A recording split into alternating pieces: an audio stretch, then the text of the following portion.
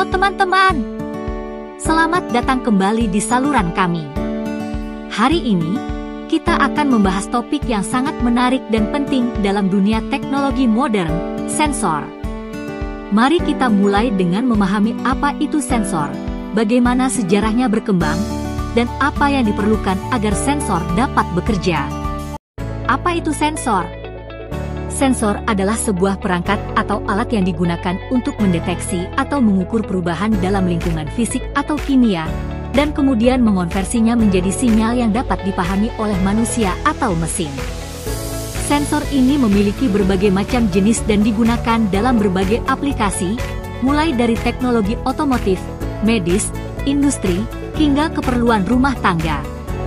Secara umum, sensor bekerja dengan cara menangkap energi dari lingkungan sekitarnya, seperti cahaya, suara, gerakan, atau perubahan kimia, dan kemudian mengonversinya menjadi sinyal listrik yang dapat diproses. Sinyal listrik ini kemudian diinterpretasikan untuk memberikan informasi tentang kondisi lingkungan atau objek yang sedang diukur.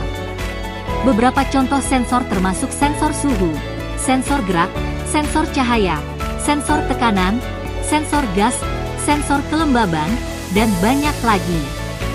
Setiap jenis sensor memiliki prinsip kerja dan aplikasi yang berbeda-beda. Sensor biasanya terdiri dari beberapa komponen dasar, termasuk elemen sensitif yang menangkap energi, penguat sinyal untuk menguatkan sinyal yang diterima, dan seringkali sebuah unit pemrosesan untuk menganalisis dan menginterpretasikan data yang diperoleh. Dengan semakin berkembangnya teknologi, sensor-sensor semakin kecil, lebih sensitif, dan mampu memberikan informasi yang lebih akurat dan detail. Sejarah perkembangan sensor. Sejarah sensor melibatkan perkembangan panjang dari zaman kuno hingga teknologi modern saat ini. Meskipun definisi modern sensor yang menggunakan teknologi listrik baru-baru ini berkembang dalam beberapa abad terakhir, konsep dasar pengukuran dan pendeteksian telah ada sejak zaman kuno. Berikut adalah penjelasan singkat tentang sejarah sensor. Zaman kuno, manusia telah menggunakan sensor primitif sejak zaman kuno. Misalnya, alat pengukur tekanan udara pertama, yang dikenal sebagai barometer, ditemukan pada abad ke-17. Bahkan sebelumnya, alat seperti penunjuk arah kompas telah digunakan, yang juga bisa dianggap sebagai sensor untuk mengukur arah. Abad pertengahan selama periode ini, penemuan seperti termometer dan pengukur tekanan udara semakin membantu manusia dalam memahami dan mengukur kondisi lingkungan mereka. Pada abad ke-18, penemuan penting seperti elektrostatik dan elektromagnetik membuka jalan bagi perkembangan sensor listrik. Ini termasuk pengembangan alat pengukur listrik awal seperti galvanometer. Abad ke-19 menjadi periode penting dalam perkembangan sensor. Penemuan seperti fotometer dan spektrometer memungkinkan manusia untuk mengukur intensitas cahaya dan komposisi kimia dengan lebih akurat.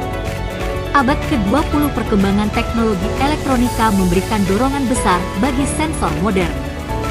Dengan penemuan transistor pada tahun 1947, sensor listrik menjadi lebih kecil, lebih akurat, dan lebih terjangkau. Seiring berjalannya waktu, sensor semakin diintegrasikan dengan teknologi komputer, memungkinkan pengolahan data yang lebih cepat dan lebih kompleks. Abad ke-21 sensor semakin mengalami kemajuan pesat. Sensor optik, sensor biometrik, dan sensor nanoteknologi adalah contoh dari banyak jenis sensor modern yang memanfaatkan teknologi tinggi untuk berbagai aplikasi, termasuk komunikasi nirkabel, kendaraan otonom, perawatan kesehatan, dan lainnya. Seiring dengan perkembangan teknologi, sensor menjadi semakin penting dalam berbagai industri dan aplikasi, membantu manusia untuk memahami dan berinteraksi dengan lingkungan mereka dengan lebih baik. Apa yang dibutuhkan agar sensor dapat bekerja? Agar sensor dapat bekerja dengan baik, beberapa hal penting yang diperlukan meliputi: 1. Elemen sensitif. Ini adalah bagian dari sensor yang bereaksi terhadap perubahan dalam lingkungan fisik atau kimia yang diukur. Misalnya, dalam sensor suhu, elemen sensitif bisa berupa termokopel atau termistor yang bereaksi terhadap perubahan suhu. 2. Transducer. Sensor seringkali membutuhkan transducer untuk mengubah energi yang dideteksi menjadi sinyal yang dapat dipahami.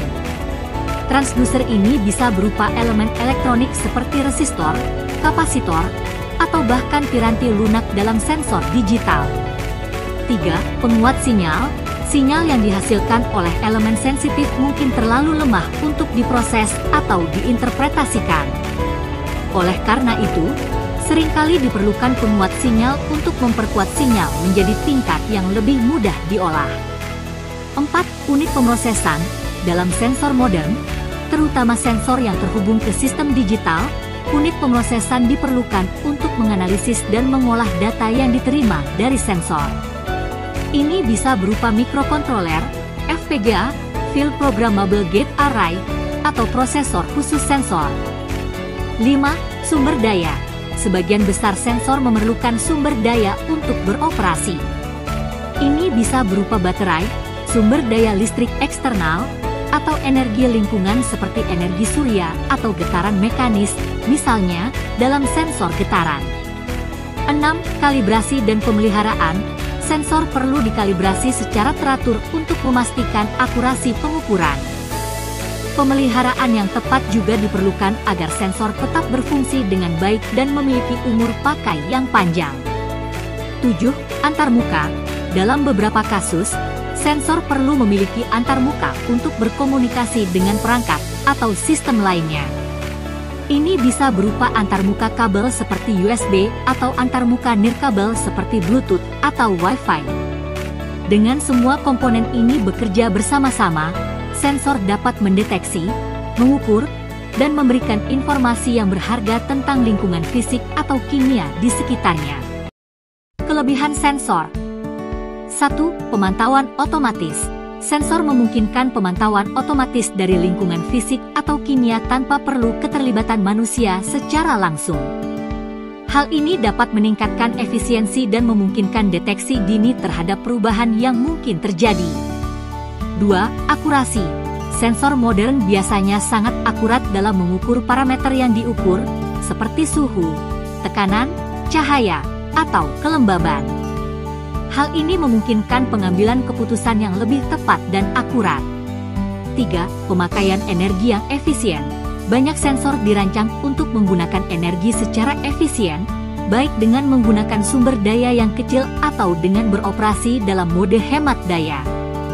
Hal ini penting untuk aplikasi baterai yang dibawa, seperti perangkat wearable atau sensor jaringan nirkabel. 4. Penggunaan yang luas. Sensor digunakan dalam berbagai industri dan aplikasi, mulai dari otomotif, kesehatan, dan industri manufaktur hingga rumah tangga dan hiburan. Hal ini menunjukkan fleksibilitas dan kebergunaan sensor dalam berbagai konteks. Kekurangan sensor. 1. Ketergantungan pada lingkungan.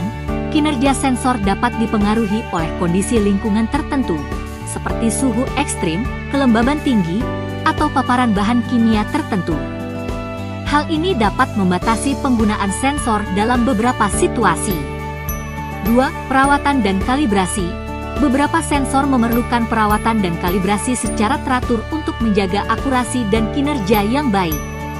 Ini dapat menambah biaya dan kerumitan penggunaan sensor. 3. Keterbatasan dalam pengukuran. Beberapa sensor mungkin memiliki keterbatasan dalam rentang pengukuran atau sensitivitasnya terhadap perubahan tertentu dalam lingkungan. Ini dapat membatasi aplikasi sensor dalam beberapa kasus. 4. Biaya. Sensor yang sangat akurat dan canggih seringkali mahal, terutama dalam aplikasi yang membutuhkan sensor khusus atau sensor dengan teknologi tinggi. Biaya ini dapat menjadi hambatan untuk adopsi sensor dalam beberapa konteks. Pemahaman akan kelebihan dan kekurangan sensor penting dalam merancang sistem yang menggunakan sensor, karena hal ini memungkinkan penggunaan yang efektif dan meminimalkan risiko atau kelemahan yang mungkin terjadi.